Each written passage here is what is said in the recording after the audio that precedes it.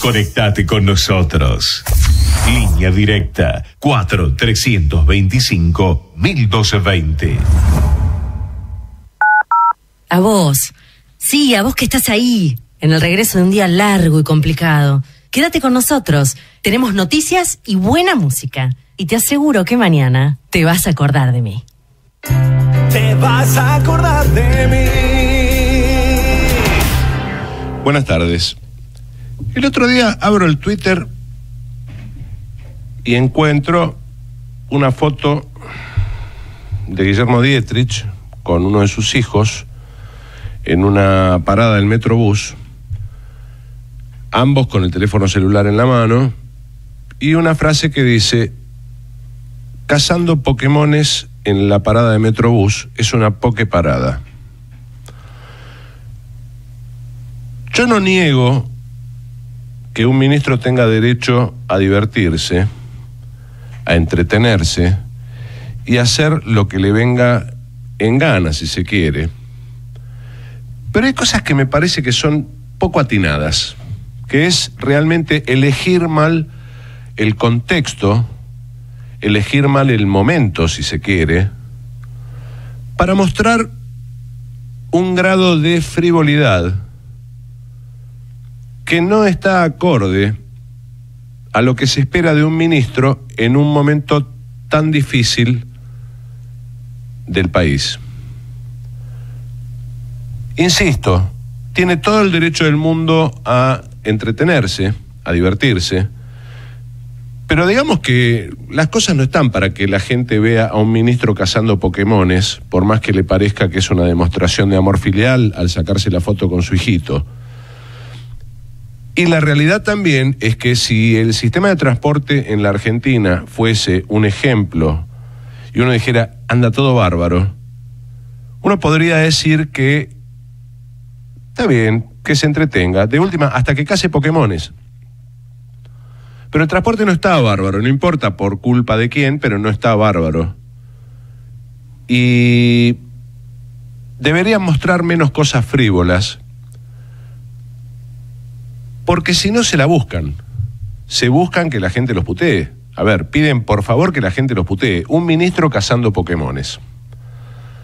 Hoy abro Facebook y encuentro una publicación del año 2013 en la que yo mencionaba el problema de la contaminación de los acuíferos por los procesos de minería por lixiviación. Principal protagonista de esta cuestión es la minera Barrick Gold y, por supuesto, partícipe necesario Gioja, que a mi modesto entender le ha hecho bastante daño al medio ambiente de la provincia de San Juan. Pero son esas cosas que uno tampoco termina de entender, porque aparentemente yo vengo desde el año 2001, y de eso iba mi publicación, desde el año 2001 vengo hablando de los procesos de lixiviación y la contaminación de acuíferos encadenados y lo que significa esto en términos de daño al medio ambiente, las mortandades de peces que a veces parecen inexplicables, que quizás se producen en otras provincias. Los acuíferos están interconectados. Entonces, digo, no somos capaces de cuidar el medio ambiente. Tenemos un sistema de transporte que es un desastre y el ministro de Transporte caza Pokémones. La justicia se confunde con el Poder Ejecutivo y la gente le hace cargo al Poder Ejecutivo de cosas que le tendría que hacer a la justicia, y la oposición, en lugar de estar tratando de construir alternativas posibles, lo único que hace es encarnizar más la famosa grieta, y nosotros, todos los argentinos, capaces de una intolerancia inédita, creo, a nivel mundial, salvo en lugares donde ya se desató imparablemente el extremismo, seguimos puteándonos entre nosotros sin darnos cuenta de que cuando José Hernández puso la famosa frase del viejo Vizcacha, que decía los hermanos sean unidos, dejó un legado para la argentinidad que muchos años después todavía no pudimos entender. No se construye un país exacerbando el odio, construyendo mentiras, saliendo a defender delincuentes, justificando lo injustificable y perdiendo el tiempo en cosas vanas cuando hay mucho trabajo por hacer. Hoy, nuestro capítulo tiene que ver con el cuidado del patrimonio arquitectónico. A mi modesto entender, una de esas cosas que el hombre cuando quiere hace muy bien, y si tiene suerte no viene otro hombre y la deshace. Fíjate qué curioso, ¿no? Porque somos incapaces de cuidar el medio ambiente. Somos incapaces de entender, y esto sí tiene que ver con este gobierno que de hecho le ha sacado retenciones a las empresas mineras, que ya de por sí pagan cánones absurdos, ridículos, es muy poco el dinero que dejan en el país las empresas mineras, en lugar de controlar cada vez más el cuidado del medio ambiente y decir vamos a hacer un país sano. Ahora, no cuidamos el medio ambiente. ¿Qué pasa cuando llegamos a esta parte del patrimonio de lo que construimos? De lo que se construyó en momentos en que la Argentina era vista de otra forma, en que la gente entendía que valía la pena agregar belleza a la belleza de nuestra tierra, que había tipos que andás a ver por qué razón soñaban con construir palacios, pensaban la arquitectura como una prolongación de la belleza que era capaz de generar el hombre, y aplicaban belleza en la arquitectura hasta de las cosas más funcionales, escapando de la trampa tan racional de la arquitectura de los regímenes como el de Mussolini, de esas cosas cuadradas, feas, y tratando de que las cosas, aunque fuesen funcionales, aunque fuese una cárcel inclusive, fueran bellas. No cuidamos el medio ambiente, no cuidamos la república, no cuidamos las instituciones, no nos cuidamos entre nosotros, no cuidamos los valores, no cuidamos nuestro honor. Hoy vamos a ver cómo cuidamos nuestro patrimonio arquitectónico, a ver si de alguna manera algo somos capaces de cuidar. Soy Martín Bermúdez y esto es Te Vas a Acordar de Mí.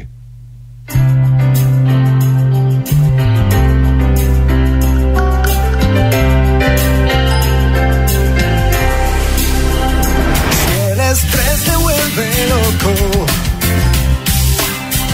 si estás todo el tiempo a mil, si quieres parar un poco, te vas a acordar de mí.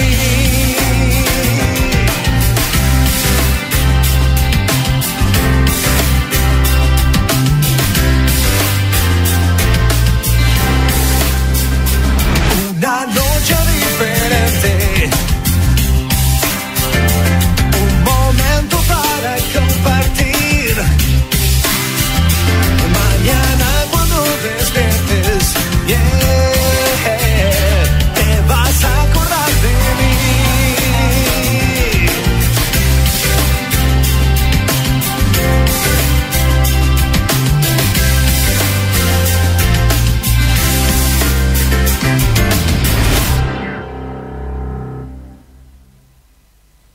La Fundación TESA, institución no partidista que promueve la interacción entre argentinos y ciudadanos del Medio Oriente, respetando la diversidad de opiniones, creencias e historia, tiene el agrado de informar la apertura de la inscripción al viaje Formadores de Opinión 2016, a realizarse en el mes de noviembre con destino Turquía, Jordania, Israel y Palestina. Para más información, visitar www.fundaciontesa.org. Bueno, muy buenas tardes nuevamente. ¿Y se imaginan ustedes los que escucharon el programa del viernes, que fue un programa calentito, con un editorial bastante encendido? ¿Cómo me puedo poner yo, que soy, yo reconozco que soy calentón, ¿no? Cuando veo la foto de Dietrich cazando Pokémon, digo, un ministro cazando Pokémon, ya, esto es el apocalipsis hecho boludez, esto es una cosa que no se puede creer. Así que el fin de semana me descargué y me regalé a mí mismo ayer una pasta italiana de Checo, la vi en Facebook, con una reducción de hongos hecha no con crema sino con leche. y con el agregado de manteca sobre el final para no freír la manteca y muy buen queso relleno. Le saqué una foto y fue furor y la verdad es que estaba mucho más rico que lo que se veía en la foto, pero se veía rico. Buenas tardes, Romina Monfrinotti. Yo me tenté, te digo, la próxima invita. Buenas tardes, Martín Bermúdez, buenas tardes para todos, bienvenidos. Te vas a acordar de mí con Martín Bermúdez. Así estamos en Facebook, pueden buscarnos, poner me gusta a la página, allí está la información de cada uno de los programas. Nuestro teléfono, línea directa 4325-1220, el contestador 5254-2353. 12 minutos pasaron de las 6 de la tarde, nublado con lluvia sobre la ciudad de Buenos Aires, 15 grados la temperatura actual, humedad 79%, hay alerta de granizo, a cuidar los autos, y a cuidarse, sobre todo del programa anterior, uno de los chicos había venido en moto, pobre, así que estaba asustado, digo, ¿trajiste casco? Sí, traje casco, pero igual es un garrón. Para mañana martes se anticipa una mínima entre 4 y 7 grados y una máxima de 18, cielo algo nublado, parece que para de llover. Para mañana y miércoles tampoco va a haber lluvia, sí frío, mínima de 6, para el miércoles máxima de 18. Aseguranza nos acompaña como todos los días, si trabajas con cargas, Aseguranza te respalda, compañía de seguros especializada en comercio internacional, seguro de transporte de mercancías y de caución, ingresa en www.aseguranza.com. Te cuento, Martín, que Belén Francese está preparando su programa de humor para la TV. Yo cuando leí su programa de humor para la TV simplemente la poetisa entra y Francese. Habla nada más, porque ya el solo hecho de que hable. Vi algunos sketches. Lo bueno de esto es que está bien rodeada, porque está Miguel Ángel Rodríguez y Diego Pérez. Ahí me tranquilicé un poco. Igual todavía no se sabe ni en qué mes va a salir al aire ni en qué canal. Sí que está grabando y que ya se está hablando canal de 700 esto. de Constantinopla los miércoles a las 4 de la mañana. Creo que lo va a ver la mamá de Belén Francese. Y ella, claro, exactamente. Una cosa así. Bueno, por otro lado, quiero decirles que Maluma, este artista que es un fenómeno imparable, estuvieron las chicas acampando para sacar entradas. Este año se iba a presentar en el Luna Park y fue clausurado el Luna Park, entonces se pospusieron estas funciones que va a ser exactamente 16, 17 y 18. En el Luna es un cantante de Medellín, de Colombia, que con tan solo 22 años es furor. Lo siguen en todo el mundo, hace reggaetón. Este tema es El Perdedor y tiene 7 millones de visitas en YouTube. Y ya está preparando junto a otros artistas el Shout Festival que se va a hacer en Tecnópolis el 3 de diciembre bajo el lema Más que un festival, porque es una experiencia que va a reunir distintos espacios dedicados a tecnología, deporte, moda y gastronomía. Este es Maluma ya en Buenos Aires, Argentina, haciendo rueda de prensa y presentándose en todos los lugares. Perfecto, Maluma. Ya un tren agarró a uno que iba tratando de... Sí, en Neuquén ya murió uno jugando al Pokémon GO. Interesante, bien lo de Pokémon. Vamos Nintendo. A otro le robaron. Vamos a lograr. A uno que iba en bicicleta le robaron. Pero 2 de su misma edad, 14 años. Cada tanto la humanidad necesita reducir la cantidad de habitantes. Si viene alguna catástrofe natural, ahora la provocaron. Se llama Pokémon GO. Con eso se van a morir el 20% de la humanidad. Aún sabiendo los peligros que se corre de jugar eso en la calle y demás, ¿no? Sí, un tema no menor. Lo escracharon a Sabatella. Insisto, por más que Sabatella te parezca un salame al cuadrado, no va el escrache. Hay otros mecanismos. Si no, seguimos con lo mismo. Y como había pasado con Aníbal Fernández en el avión. Vayan, y si hay algo que hizo mal, tómense su tiempo, vayan a un juzgado, denúncienlo, y si no, cállense la boca o no lo voten. No es la Pero forma. el escrache no sé, suma. la verdad que no termino de entender. Buenas tardes, Ramiro Bermúdez. Muy buenas tardes, Romina. Buenas tardes, Martín. Bienvenido, Rama. Gracias. Unos cuantos días ausente usted. Bueno, arrancamos la semana. Te digo que así, ¿no? Te vamos a poner amonestaciones, Bueno, perfecto. ¿De qué va el capítulo? Y el capítulo va de preservar el patrimonio arquitectónico y pasa que nuestro invitado, que ya estuvo con nosotros, que nos honra visitándonos volver a tenerlo.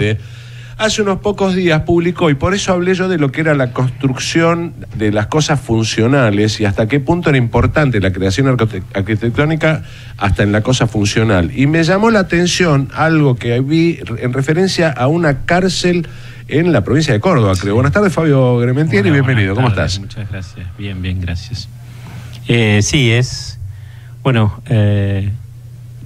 no solo ocurren cuestiones muy complicadas respecto del patrimonio en la ciudad de Buenos Aires, en general todo el país, digamos, la protección del patrimonio natural y la protección del patrimonio cultural todavía deja bastante que desear y hay que seguir trabajando sobre eso.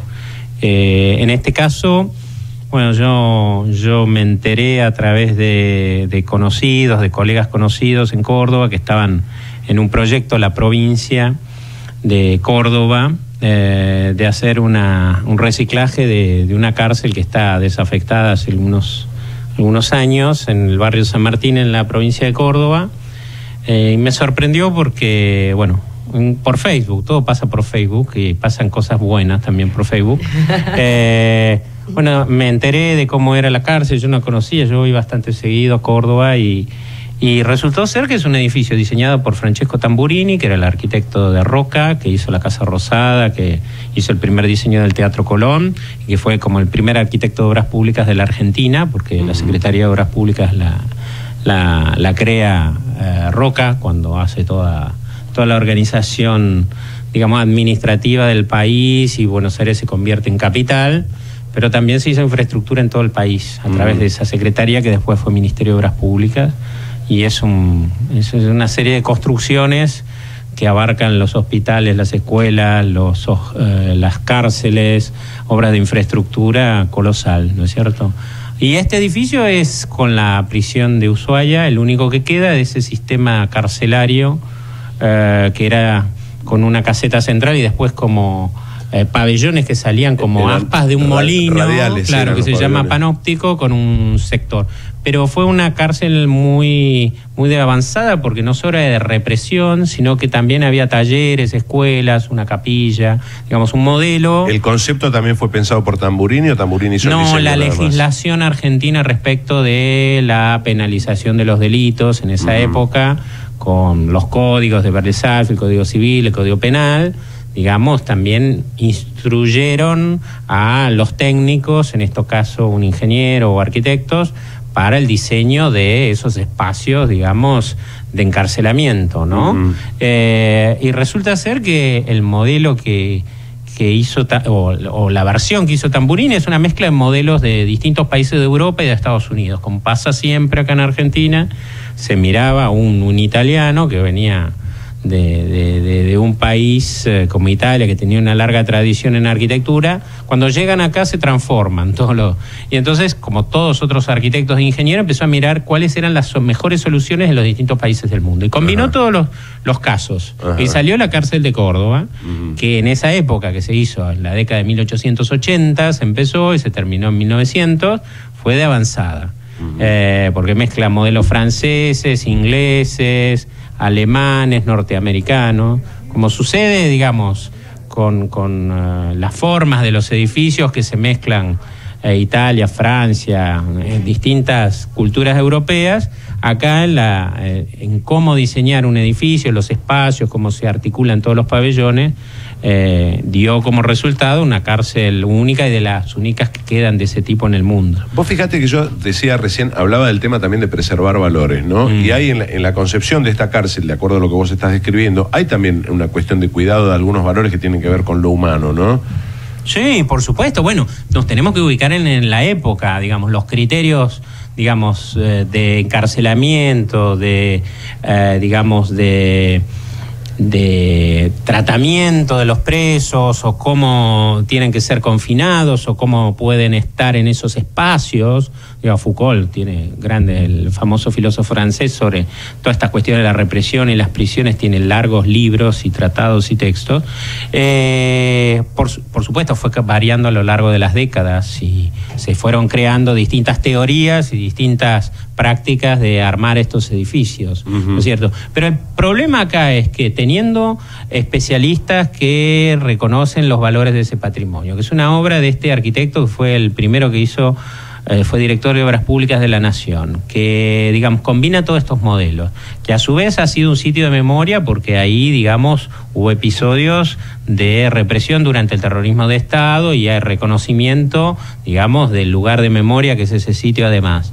El gobierno de la provincia, a través del Ministerio de la Dirección de Arquitectura, el Ministerio de Planeamiento, proponga demoler la mitad de la cárcel así, sin ningún criterio, cuando un edificio así se puede reciclar completamente, preservarlo en su integridad, digamos, y realmente hacer un centro, no solo de memoria, sino para un montón de actividades, porque una estructura no muy noble, Claro, ¿no es cierto? Desde el Para punto de visitar, vista... para apreciar. Por supuesto, Claro. un edificio que no hay otros en la Argentina. El de Ushuaia es completamente distinto y es posterior, y es un atractivo turístico inclusive en Ushuaia. A veces en el lo que día yo de hoy. planteo muchas veces del problema de que los advenedizos que llegan a la política, a veces gente con muy poco lustre, con muy poca cultura, con muy poca cabeza, con muy poca información, y el hecho de llenar posiciones no con técnicos sino con amigos, hace que estas cosas, porque capaz que ni siquiera tiene conciencia de la burrada que están haciendo. No, cuidado, Martín.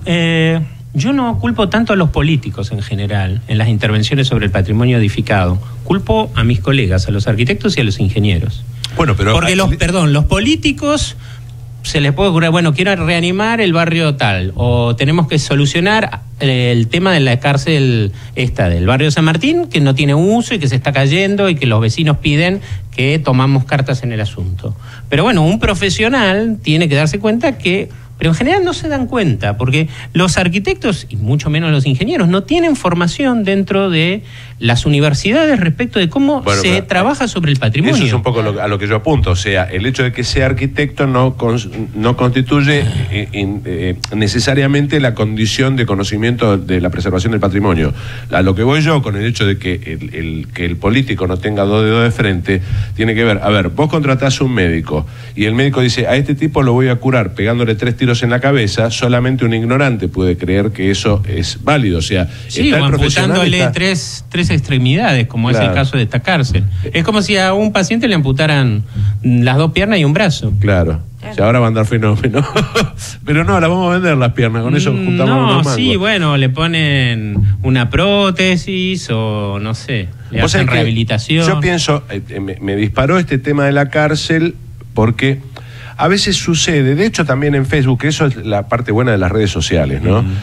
Hay, por ejemplo, un grupo que muestra fotografías de un montón de pueblos del interior de la provincia de Buenos Aires. Que es una cosa increíble, aparte de fotografías muy buenas, ¿no? Hay un montón de grupos así que tienen que ver con lugares hermosos. Entonces yo digo, a veces me pasa que por ahí te encontrás una noticia perdida en un suelto en algún diario, en algún portal que dice, el palacio que construyó Giacomo Spicciafuoco en el medio de la nada, un tipo construyó un palacio y el palacio está en ruinas, alguien lo encuentra, lo muestra.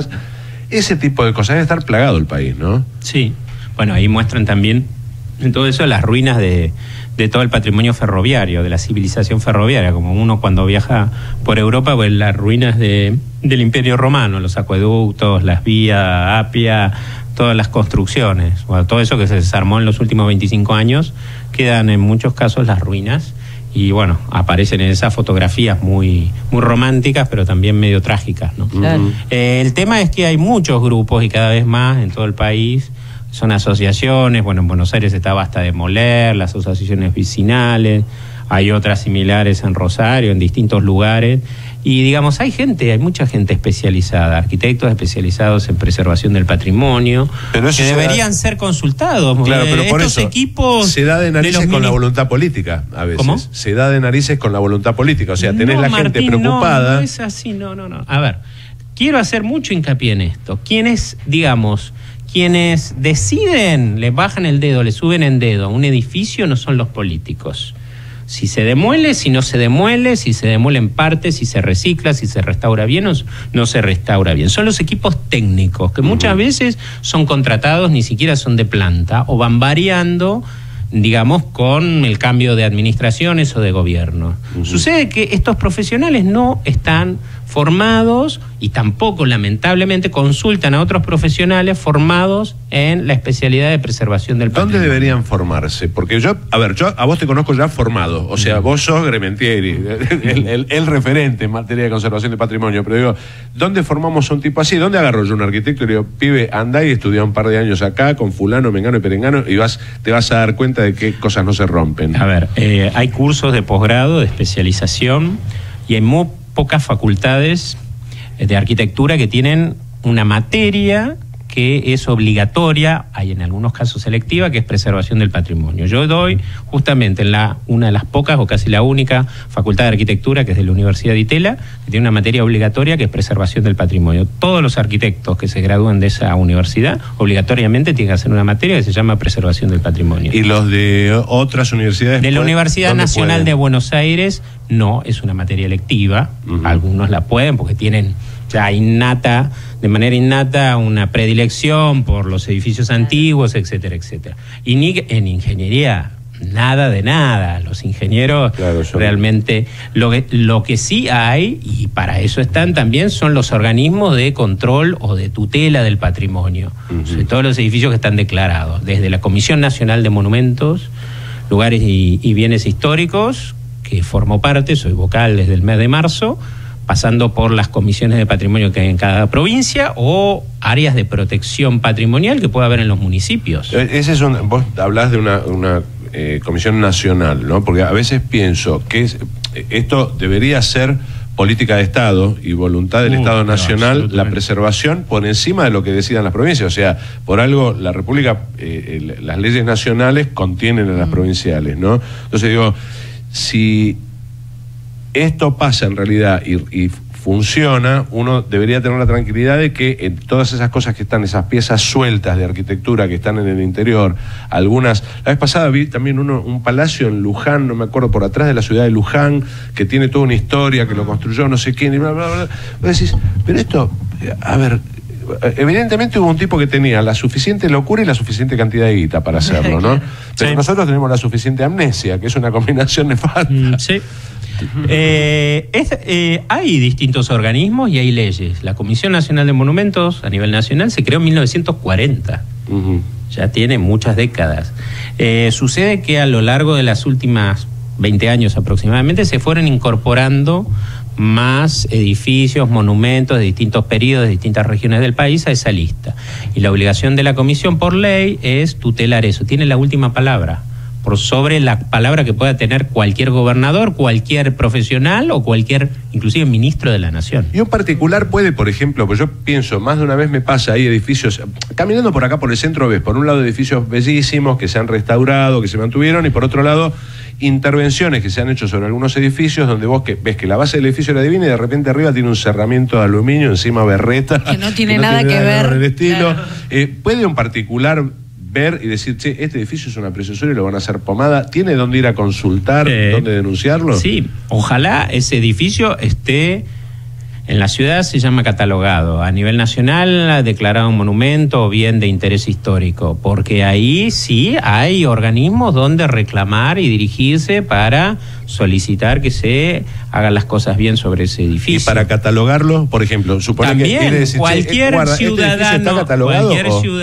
cualquier ciudadano puede ir a la Comisión de Monumentos y poner una carta. Yo quisiera que consideren la posibilidad de declarar monumento histórico este edificio o tal otro edificio. Lo que sucede es que la Comisión Nacional de Monumentos es un organismo del Estado creado, como dije, en 1940, cuyos vocales son ad honorem. ¿No es autárquico? Es autárquico, pero en los últimos años ha dependido, de hace 30 años por lo menos, o más, administrativamente, el Ministerio de Cultura de la Nación. Claro, con lo cual... tiene un staff, digamos, de planta, de arquitectos y gente muy entrenada, pero tenemos 1.200 monumentos en el país, deberían ser 12.000 por lo menos, y a su vez... Hay otra ley, un decreto ley de los años 80, principios de los 80, que la Comisión Nacional tiene que expedirse, no se puede tocar ningún edificio mayor de 50 años que sea en alguna administración federal, de cualquier ministerio, de la FIP, el organismo administrador de bienes del Estado, en ninguna parte del país. Claro, cualquier edificio federal debería pasar, cualquier cosa que se haga sobre ello, sobre la comisión, pero claro, imagínense ante que... Ante la duda no haga nada, sería pero la... A ver, la comisión no tiene los recursos, humanos, ni los recursos económicos para afrontar semejante tarea. Se hace, y esta última comisión que que se ha formado y que por suerte dura 6 años. Bueno, bien. Porque estaba en relación con el periodo presidencial anterior a la Constitución. Claro. Y ahora, así que bueno, se solapan. Igualmente dentro de los vocales de la comisión hay de todos los espectros políticos. Pero no importa, a ver, no importa lo que piensen No, pero eso está políticamente bien. si son tipos que están bien formados. Vamos a hacer una pequeña pausa comercial y ya volvemos. Está interesantísimo esto. Te vas a acordar de mí. Ecomedios.com AM1220. Estamos con vos. Estamos en vos. A la provincia que hacemos entre todos, llegaron las obras. Las obras que confirman que sí, se puede vivir mejor. Ampliando hospitales y jardines de infantes, mejorando rutas, haciendo todas las obras que necesitamos, damos entre todos el primer paso para poder crecer. Sigamos haciendo entre todos, porque entre todos podemos más. Ingresá en gba.gov.ar/obras y conoce todas las que ya están en marcha. Buenos Aires Provincia, entre todos, podemos más. ¡Ay, pero qué tarde! ¿Qué se me hizo? Me tengo que apurar porque si no, no llego.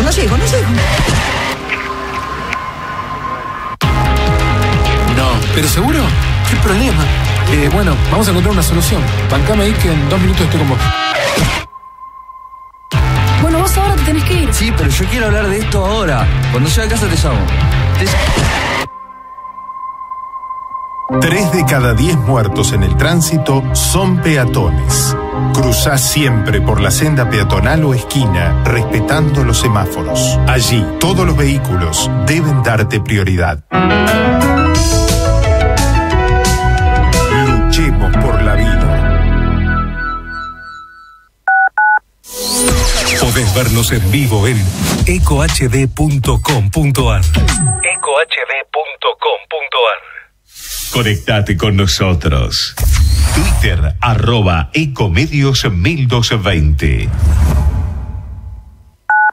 Te vas a acordar de mí.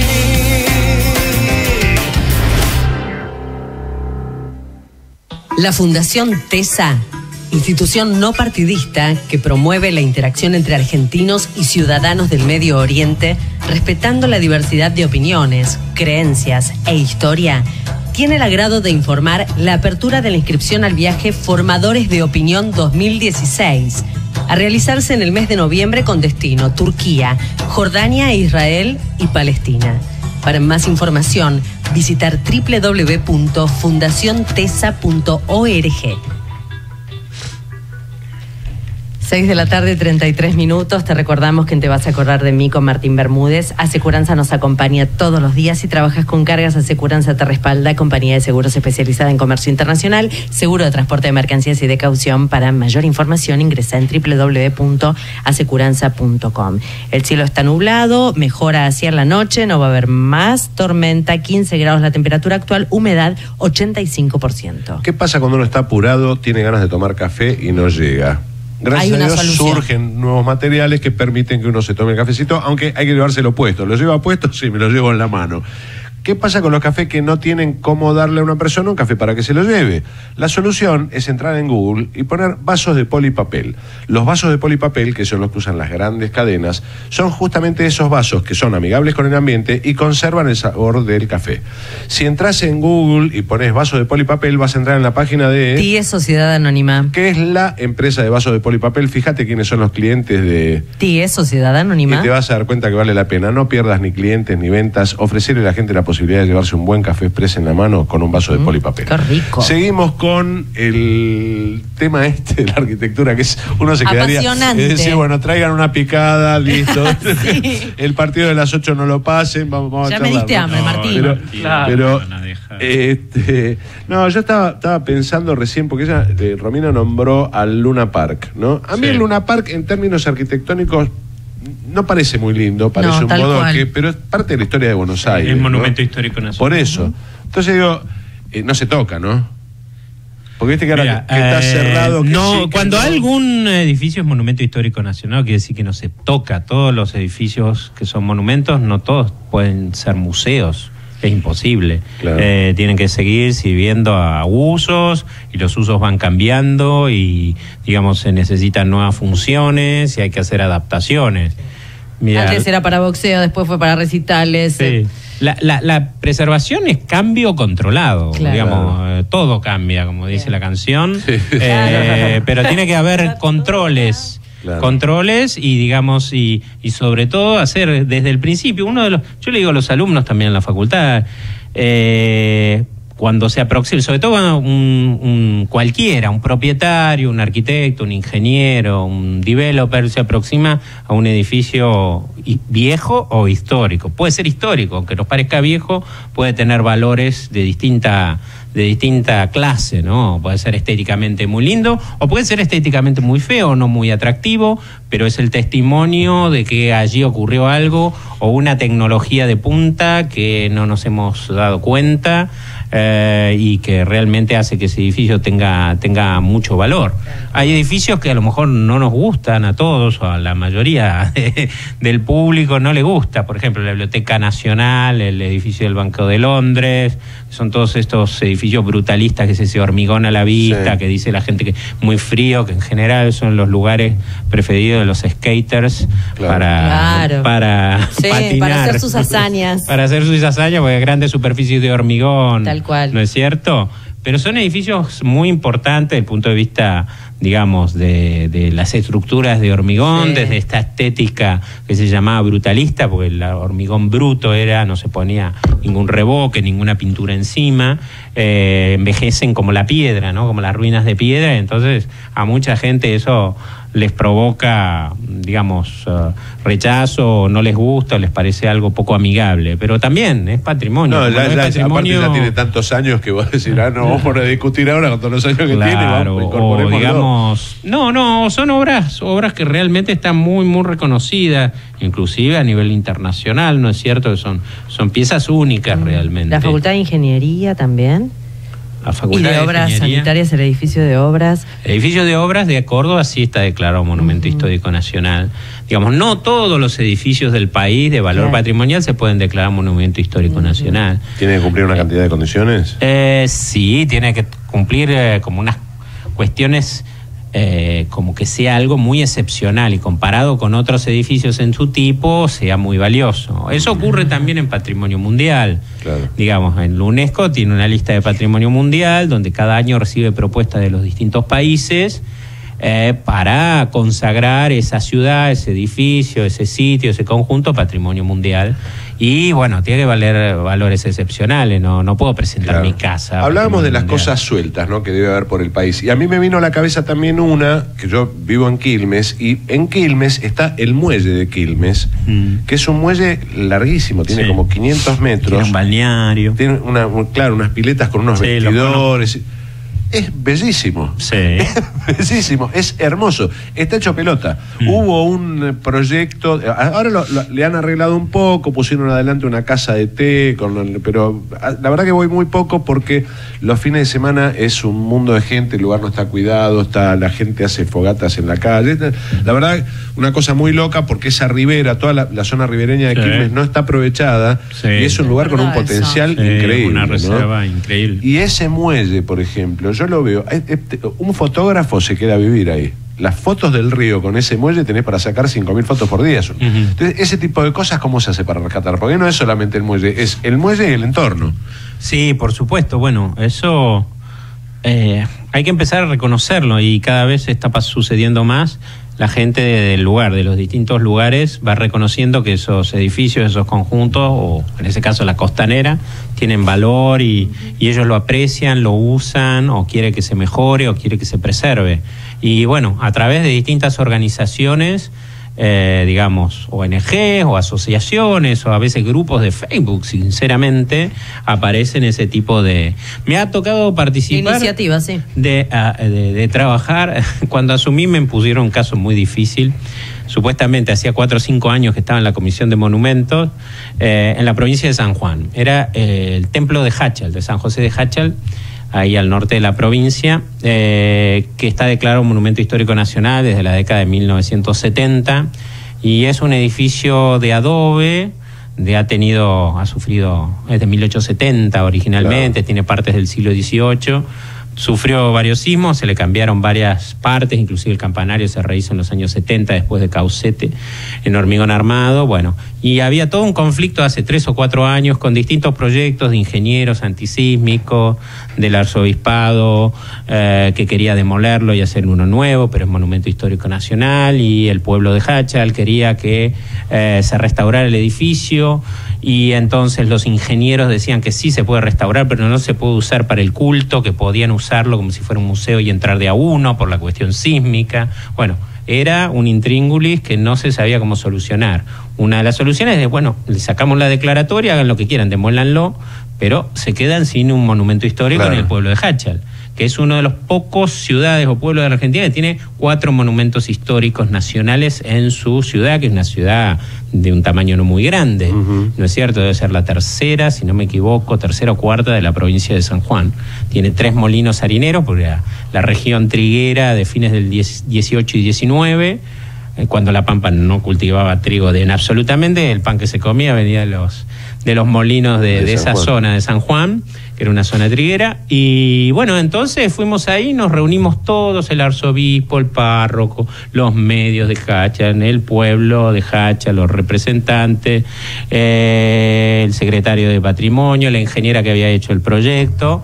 Y bueno, tratamos de consensuar cuáles eran. Bueno, se quiere seguir siendo Monumento Histórico Nacional, eso es lo que quería el pueblo, quieren que se use para templo, y los ingenieros necesitan, por la ley de San Juan, que es la más estricta, porque es el lugar del país donde hay más sismos, que pudiera resistir. Bueno, estuvimos trabajando 3 meses seguidos, y fue fundamental el acompañamiento del pueblo de Háchal, que creó grupos de Facebook y de WhatsApp, donde insistían sobre los ingenieros de San Juan, sobre el gobierno de San Juan, que ellos querían conservar inclusive el adobe, porque finalmente descubrimos que esas paredes de adobe que tiene ese templo, que tienen 1,20 metros de ancho por 8 metros de alto, son las más grandes que quedan en el país en pie.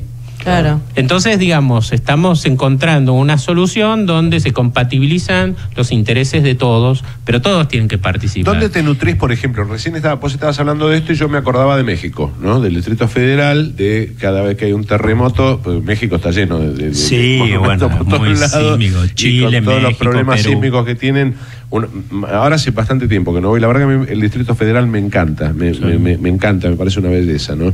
Y los tipos tienen soluciones. Cuando hay, más allá de la gran experiencia que tiene en la provincia de San Juan, cuando hay casos así, por ejemplo, de preservación de un monumento, ¿se hacen consultas internacionales para...? Sí, inclusive en la provincia de San Juan ya han venido de Argentina expertos en preservación del patrimonio de adobe del Perú, que tienen mucho patrimonio, inclusive de originario de los pueblos precolombinos, sobre todo en el área de la costa.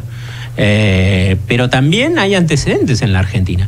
En la ciudad de San Juan, que sufrió un sismo devastador en el 44, el famoso sismo del 44, sobrevivieron 2 grandes edificios que hizo el Ministerio de Obras Públicas, que mencionábamos al principio, que es un edificio para una escuela normal de 1910, la Normal Sarmiento, que se diseñó en hormigón armado y antisísmico en 1910 y resistió todos los terremotos. Lo que es pensar en avanzada, ¿no? No, y además, digamos, el avance tecnológico que tenía la Argentina.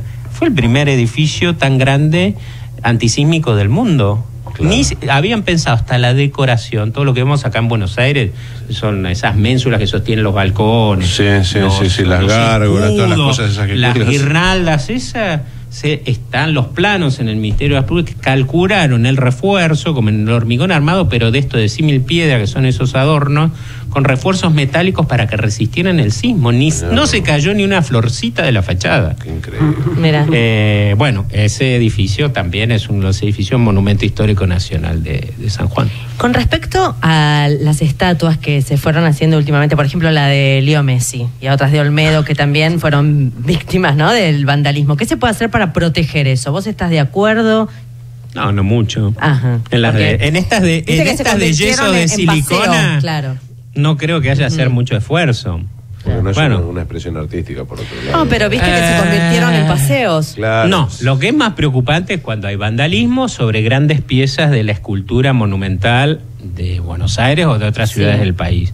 Por eso la Comisión de Monumentos está por sacar una lista de 100 monumentos escultóricos en todo el país de alto valor patrimonial, Bien. entre ellos varios de Buenos Aires, ¿no es cierto? que son piezas únicas. La ciudad de Buenos Aires tiene un patrimonio de escultura monumental al aire libre que no tiene otra ciudad del mundo, ni siquiera en Europa. Y bueno, ese es todo un patrimonio que no está suficientemente protegido, ¿no? Claro. O sea, es que estaba pensando, le van viniendo cosas. Justo el fin de semana fui a caminar un rato por el Parque de la Cervecería. Uno siempre piensa en su Pago Chico, ¿no? El Parque de la Cervecería en Quilmes, que ahora pasó al municipio, lamentablemente.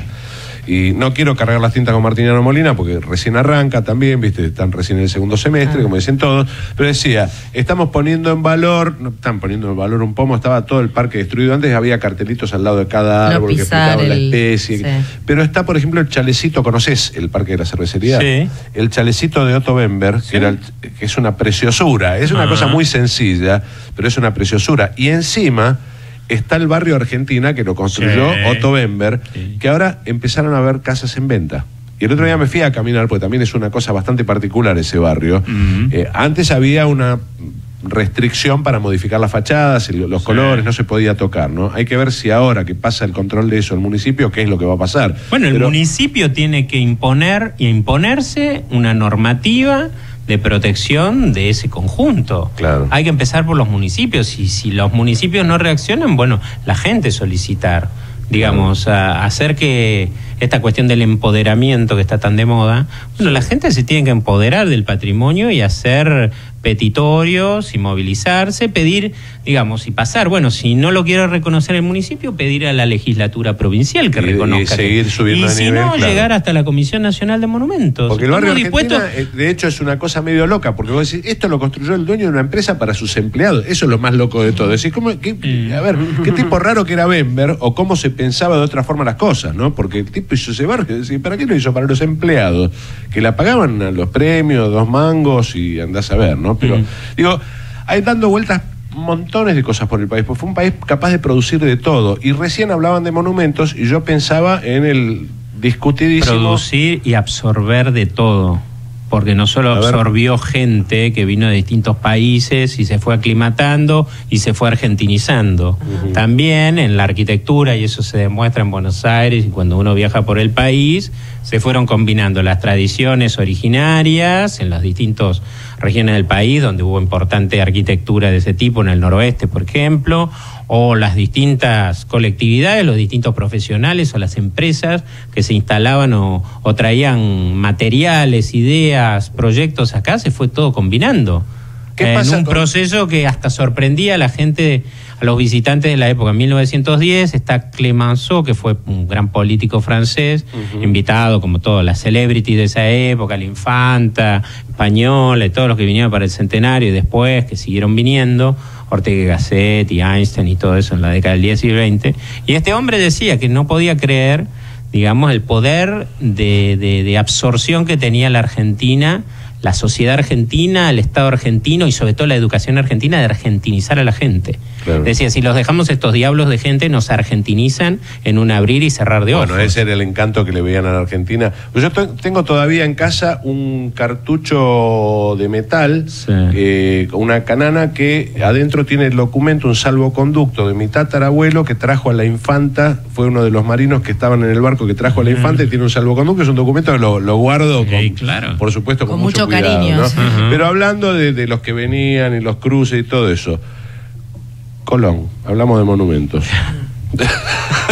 Jugaste la Agrementieri, no te quiero. Yo ya me la jugué, ¿no? Pero... Yo escribí un artículo en La Nación cuando se generó todo el conflicto con Cristina, con, digamos, las asociaciones italianas, fue una audiencia pública. En ese momento, cuando se decidió bajarlo de su lugar, dije, no lo lleven a Mar del Plata porque al lado del mar se va a deteriorar muchísimo. Digamos, si decidieron sacarlo, porque también lo puse en contexto de esta presencia de la figura femenina en el espacio urbano, que empezó, digamos, con los retratos de Eva Perón en el Ministerio de Obras Públicas, que es un lugar histórico del peronismo, además de ser un edificio de los años 30, o la reconstrucción de las estatuas de Lola Mora, que habían sido prohibidas en el Congreso Nacional, o antes todas las los nombres de las mujeres en Puerto Madero, de las calles, esta reivindicación de una figura, digamos, femenina. Me parece excelente, ¿eh? No, a lo mejor no estaba de acuerdo de sacar a Colón, claro, como dijo Mempo Giardinelli, poner a los dos. Bueno, una vez que se bajó la estatua y que no se pudo hacer nada para que esa estatua se desarmara, no se podía dejar ahí tirada. Empezaron a decir, bueno, la ponemos, la sacamos, la mandamos a Mar del Plata. Yo sugerí, llévenla ahí nomás, a la Plaza Roma, claro, donde está sobre la avenida Alem. Lo escribí todo en el artículo de La Nación, que está además en el eje que tiene todos los monumentos del centenario, que empieza el Monumento de los Españoles, la Plaza Alemania, que está La Fuente, el Monumento de Francia, que está frente a Bellas Artes, la Torre de los Ingleses, y terminaba en el Colón. Todo está en el eje Avenida Libertador Alem. Déjenlo ahí. No, bueno, no sé finalmente cómo decidieron llevarlo ahí al borde del Río de la Plata. Bueno, vos sabés que yo terminaron de amarlo. Sí.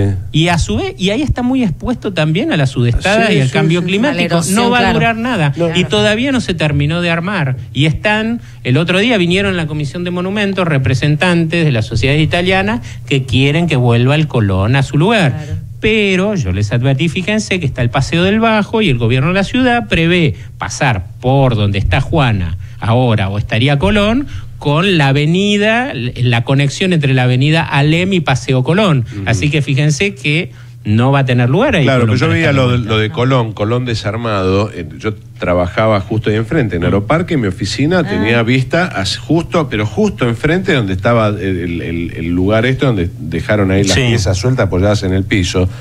Y la verdad que te da una cosita, decir, tanto despelote que armaron, lo desarmaron, lo sacaron, lo pusieron, lo llevaron, aparte del gasto que significa, ¿no?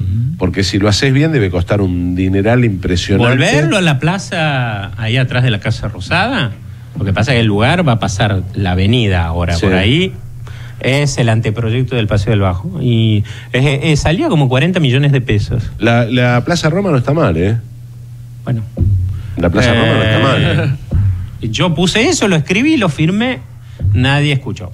Porque de hecho está el ombú, que lo tuvieron que podar todo, porque lo había hecho pomado una tormenta. Está Giuseppe Mazzini, uno de los 3 líderes de la reunificación italiana. Sí, aparte de ser un masón de fuste y... Lo que hay que hacer es no dejarlo tirado ahí más tiempo, porque cada vez se deteriora más, lamentablemente. Claro. Hay que tomar decisiones. Bueno, pero eso es la cosa que yo veo a veces como desidia, que si viene un tipo de un plumazo y se saquen a Colón de acá porque no me gusta, porque después ese tipo de cosas, flaco, tiene toda una historia que no tiene nada que ver con juzgar qué hizo Colón. No es que los argentinos decidimos erigirle un monumento a Colón. Eso yo lo escribí, los italianos lo ofrecieron porque era como un símbolo del primer inmigrante italiano a las Américas, digamos, no un genocidio de los pueblos originarios, como, fue supuestamente el argumento que hizo que se removiera el Colón de ese sitio, ¿no? Claro, después todo lo que se cargó el Che Guevara, pero bueno, nada, me voy a ir al barro, no quiero entrar con eso.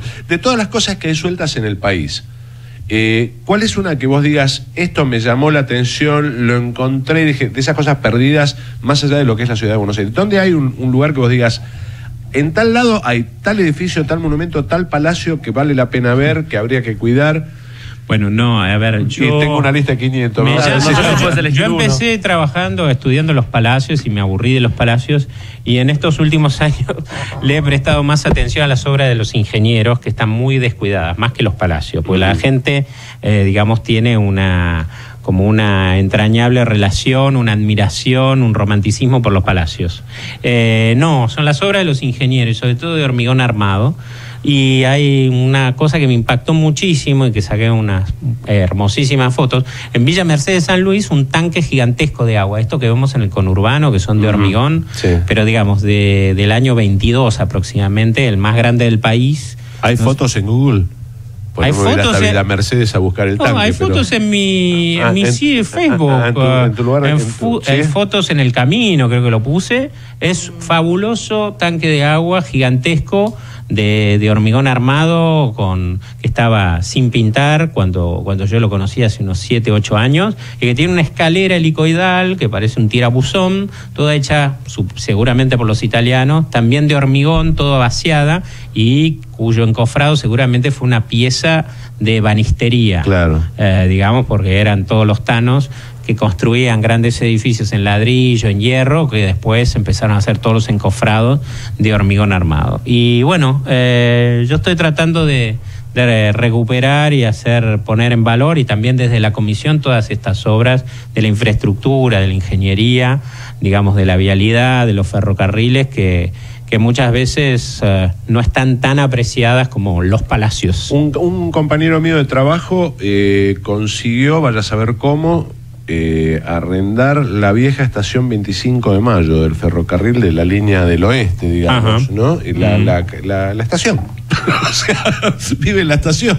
No le tocó nada, la dejó tal cual era, pero... Bueno, qué suerte. Pero vive en la estación el tipo. Es una cosa muy bueno, curiosa, a lo largo, ¿no?, del país hay estaciones por todo el territorio. Y aparte las cosas que fueron construyendo los ingleses cerca de algunas estaciones de Naedo, por ejemplo. Hay barrios, hay infraestructura. Bueno, Devoto también fue otro lugar donde hay un montón de casas inglesas que tienen que ver con la época de la construcción. Sí, en distintos lugares, ¿no?, del país, en Bahía Blanca, en Rosario, o lo que fueron los grandes talleres de reparación.